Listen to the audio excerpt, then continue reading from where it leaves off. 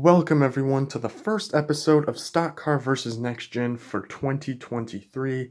So the series has taken a bit of a mini hiatus, but it is back and it's going to be coming in full force. I've got a lot of sponsors to cover this year, so I hope you guys are ready. Of course, welcome back to another video by Trunk4Screen34, and as this is the first video for this series in 2023, I do want to make some adjustments to my criteria for who the winner is. In past episodes, I've tried to be objective with it and choose the winner based on the overall design and how it kind of keeps the feel of Cars 1 while still modernizing it, as well as intermixing it with my own personal preference. The reality is that's just way too difficult because honestly, if we're basing it by which racer is true to the Cars 1 design, pretty much all the stock cars are just going to win. Because the stock cars are supposed to be close to the Cars 1 racers, whereas the next gens are not. And, spoilers, I do prefer a lot of the next gens over the stock cars. So, starting with this episode, I'm just going to be basing it off of personal preference. Movie influence, and how it's, how close the sponsors are to like Cars 1 and stuff, that will play a small factor, but this is going to largely be personal preference from here on out. So I don't think that changes any of my results from the previous episodes, but in any case, it is going to influence my results on this episode and future episodes. So with that lengthy introduction out of the way, let's get right into it. Of course, Sputter Stop is a pretty iconic sponsor, of course, from Cars 1. I would argue, if you ask someone to name 10 sponsors off the top of your head, I imagine Sputter Stop would be on most people's lists. I think this is one that just a lot of people think about, and I'm not really sure why, to be honest. Because it's not like it was one of the first racers Mattel made. We talked about that in the Nitroid video. Nitroid was one of the first ones they did. Sputter Stop, I think, took 2 years for them to do. I think they did it in 2008. So it's not like it was one of the first, but I don't know. I think its design just kind of resonates with people. Is that the word? It sticks with people. I think that's what I was trying to say. But yeah. I didn't really care about the sponsor that much until Cars 3, because Cars 3 gave us this next gen, which is a pretty wild difference from this stock car, and we'll talk about this guy in a bit. So, of course, up first we have the stock car Murray Clutchburn, who is continuing to race after Cars 1, because Murray Clutchburn was the Cars 1 Sputter Stop racer. Again, I don't know how it works, because this is very clearly not the same body that he had, so I'm guessing he just got body work done. I guess, I think it's more so just Pixar was lazy and just didn't change a lot of the names for some of these. But it only seems to apply to cars that have this model. No other stock car model has this like case where they share a name with the Cars 1 racer. It's only this model of racer for some reason. But yeah, and I just realized I forgot to grab the Cars 1 Sputter Stop, so I will go grab that and do the comparison then. Not sure how I managed to forget that, but in any case, here both Murrays are. So right off the bat, you will notice that the logo is very, very similar. Pretty much all they did on Cars 3's version was change the font slightly. You can see the word stop is written differently than it is on Cars 1's version. They made the word sputter smaller, and they got rid of the rhombus-shaped background. So now it's just kind of free-floating on the hood. And I believe they also made cold engine relief a lot smaller. So they didn't change up the logo too much. It's just a very simple evolution that I do think works just fine. The biggest difference, though, is the color scheme. So, as you can see, Cars 1 Murray uses a darker green, almost like a foresty Christmas tree type green, I'd say. And then it transitions, obviously, into orange, and then a very large white piece in the middle before going back to orange and back to green. Whereas the Cars 3 Murray, now the green is a lot more of like a minty turquoise type color, which I really enjoy. and then it switches into orange again, and the white is now closer to the back, and I'd say it's probably, the white space looks a lot smaller. Like, it looks like it takes up less than it did on Cars 1's version. And then it transitions briefly back into orange and then briefly back into green. So in terms of paint jobs, it's very, very similar. The numbers look to be written in the same font. They just changed the color on the Cars 3 version and made it a lot larger. And then obviously contingency sponsors are going to change. Oh, this is wildly different. Wow. Okay, so the Cars 1 Sputter Stop has this like fiery, kind of looks like it almost looks like a design off Nitroid, but I know that's not what it is. It kind of looks like a teardrop / fireball type design with the logo right next to it, which is completely absent on this version from Cars 3, and that doesn't even appear anywhere on the Cars 1 version aside from right there, so that's super interesting. What does... Oops, that was not good. It says... yeah, it's got his number written in it, so that's very interesting. And then on the bottom here, it says, "You're catching cold in my draft."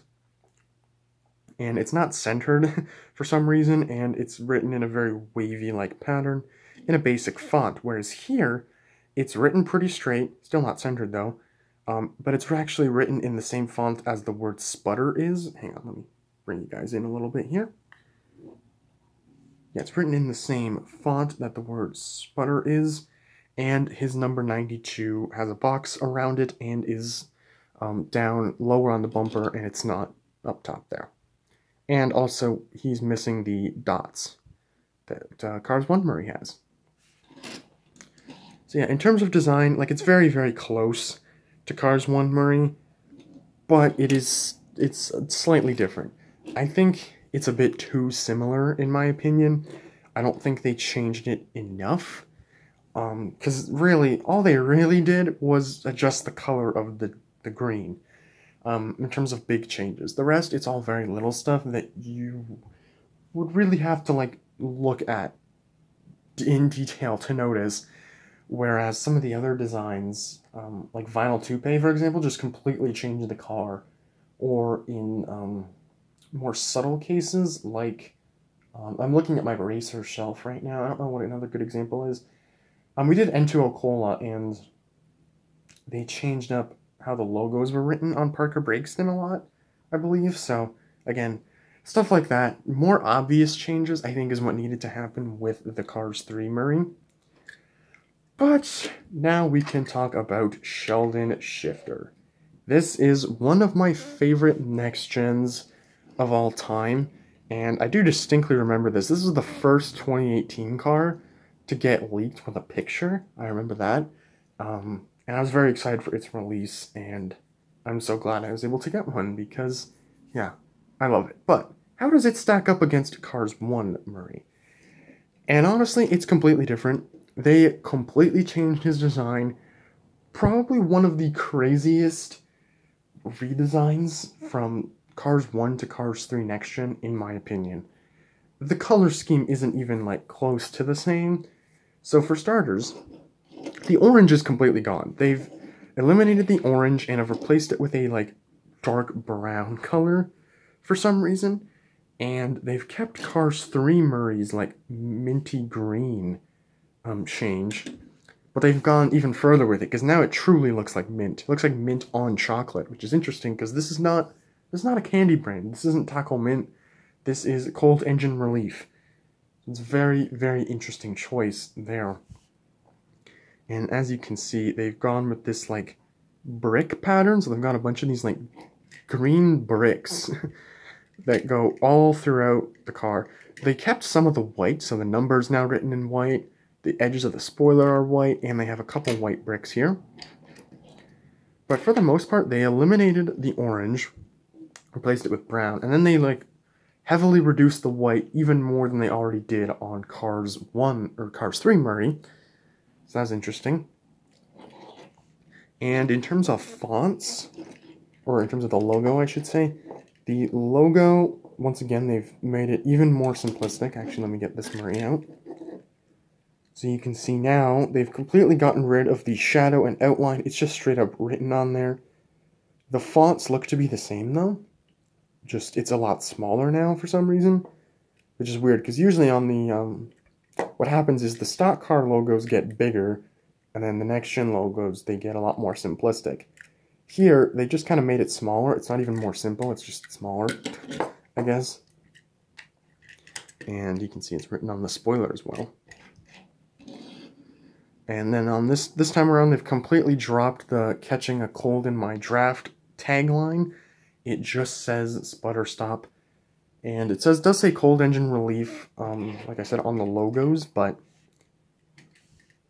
they did get rid of a lot of the other Sputter Stop specific branding. So, I don't know why they radically redesigned Sheldon for this. It just looks super weird in comparison to the other two racers. On its own, I think he looks fantastic. Like I said, one of my favorite next gens for sure. But in comparison, it looks super weird. And it looks like a very big departure. Like this, like I don't know how we got from this to this. It just feels super weird. But if I had to pick one as my favorite stock car or next gen, I would go with the next gen. 100% Sheldon wins. They completely overhauled the design, but I do think it looks amazing. It's one of the design overhauls that I think looks really, really great, and Sputter Stop was one of those brands where there's not a lot on, like, Cars 1 Murray that really screams Sputter Stop.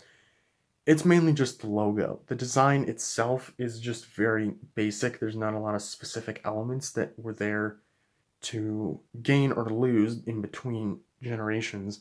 So Sheldon was able to just come in with a completely redesigned look, and it still works because the only things that were specific to the Sputter Stop branding before were basically just the logos.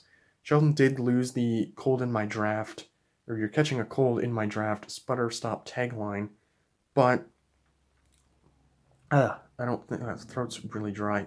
Sorry. I don't really think that that's important, because you still says Sputter Stop and it still says cold engine relief. You know exactly what you're getting with Sputter Stop. So yeah, definitely gonna have to give it to Sheldon here. Thank you all so much for watching this installment. I know this one, I was trying to do these monthly for a while, but I did skip out on a January one.